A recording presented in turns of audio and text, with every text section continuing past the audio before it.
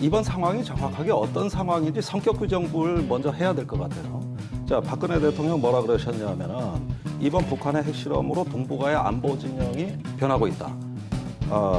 그다음에 이게 상당히 중요한 워딩인데 북한 핵 문제의 성격을 근본적으로 변화시킬 가능성도 있다. 상당히 이전 핵실험하고 다른 의미 부여를 하셨거든요. 저는 이 말뜻을 알아듣질 못하겠어요. 그 다음에 국방부는 뭐라 그랬냐면은 수소폭탄 실험은 사실상 아니다. 증폭 핵 분열탄이라면 그 위력으로 볼 때 실패한 것이다. 그러면 수소폭탄 실험도 아니고 증폭 핵 분열탄 실험도 실패한 것이라면 왜 핵 문제의 성격이 근본적으로 바뀐 겁니까? 이게 같은 정부 내에서 이루어지는 거거든요.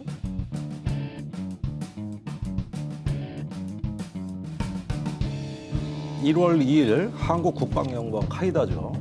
여기서 이제 북한의 그 갱도 굴착공사 이 풍계리에서 계속 그 갱도를 깊게 파고 넓게 파고 오래 판단 말입니다.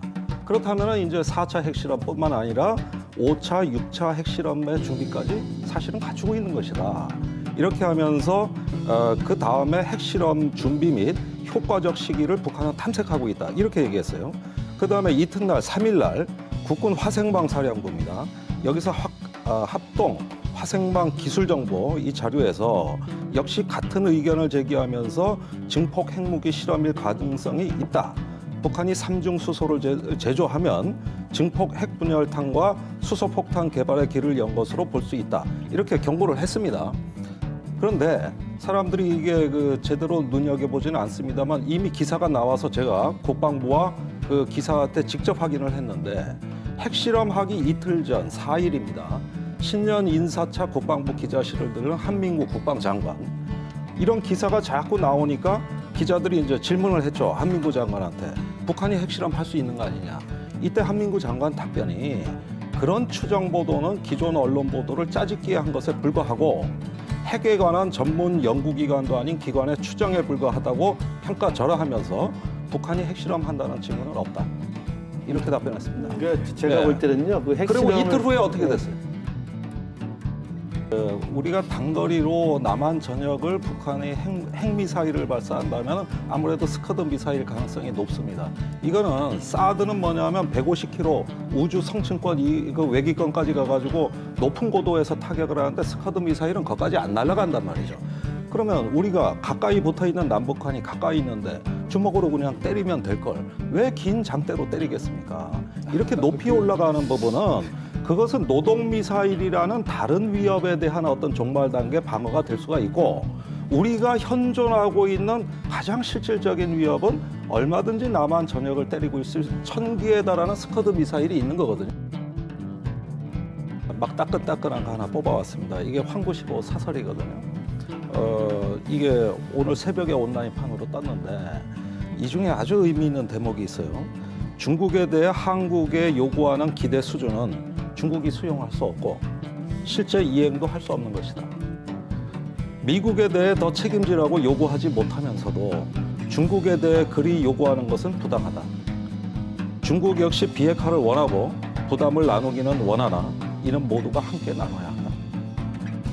그리고 압력과 제재만으로 이 국면을 해결할 수 없으니 새로운 방식의 돌파구를 열어야 한다. 이 핵심 내용만 번역하는 겁니다. 제가 좀 반론을 좀 드려볼까요? 아니 이거 황구15 얘기라고요. 아니, 그러니까 네. 들었어요. 한국시보라는 건 중국의 아니, 관용 언론이죠. 관용 언론이죠. 네. 그러니까 이런 부분이 뭐냐면은 왜 이번에 중국 태도가 이렇게 나오냐면은 저는 B-52하고 사드 문제가 원인 제공했다고 봅니다. 그러니까 사실 지금 박근혜 대통령이 특별 담화에서 얘기한 것은 중국의 외교적 협조가 굉장히 절실하다 그런 거거든요. 일단 외교를 강조하신 거예요. 그래야 제재가 된다는 거거든요. 그런데 지금 한국에서는 군사적 조치가 더 우선시 됐습니다. 그러면은 외교가 전면에 나서 있을 때 군사적인 면은 뒤로 잠시 물러 있다가 외교가 실패했을 때 군사적 수단이 보완책으로 들어가야 되거든요. 그런데 이것이 모순될 때 사드 얘기라든가 아니면은 B-52 폭격기라든가 심지어 확성기까지도 이런 것들이 나오면서 사실은 주변국의 외교적 협조를 구하려고 하니까 어떻게 되냐면 외교의 어떤 전략을 군사에서 잠식해버립니다. 이게 상호 모순될 수가 있는 것이죠. 그러므로 이 순서를 정렬하고 이 스마트하게 이 수단을 종합하는 것은 매우 중요함에도 불구하고 지금 사드 얘기는 거의 자동적으로 나오고 있어요. 이게 어떤 전략적 지점에서 나와야 될 순간이 있을 겁니다. 그런데 미국에서 먼저 그 사드에 대해 한국에 배치할 수 있다고 발언하는 이런 사람들 대부분 하원 군사위원장, 주로 MD 예산 정확히 하자고 하는 분들이지 한국 안보에 관심 없습니다. 그다음에 윌리엄 코엔 전 국방장관이 이 발언을 최초로 했는데 그분 지금 록히드의 컨설턴트로 고용되신 분이에요. 그러면은 이게 어떻게 순수합니까? 사실 핵무기 시대 우리의 적은 북한입니까? 저는 전쟁 가능성 그 자체라고 봅니다. 우리가 관리할 수 있을 때 전쟁을 억제하고 평화를 유지할 자신이 있다면 확성기보다 더한 것도 할 수 있는 것이죠.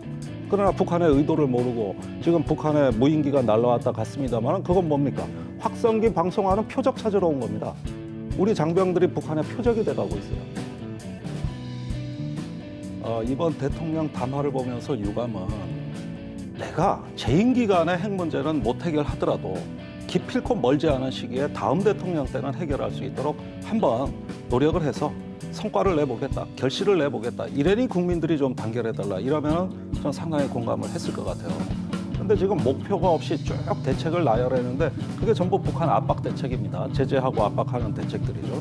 이런 거 외에 비핵화에 대한 우리 정부의 종합적인 목표와 해법, 그다음에 수단에 대한 어떤 자기의 안보 철학, 자기의 한반도의 평화에 대한 어떤 그 철학이 나와졌어야 되는 거거든요. 그런데 굉장히 외교적 입지가 좁고 또 가용 수단이 부족한 궁색한 모습을 보였습니다. 이러니까 국민들이 단합을 하려도 깃발이 올라가야 그걸 보고 행군을 할 거 아닙니까? 이런 점에서 아직까지는 부족한 게 준비 안 된 게 너무 많다. 다른 어떤 담화를 통해서라도 조금 더 우리가 한반도 정세를 주도할 수 있는 준비된 모습을 보여야 됩니다.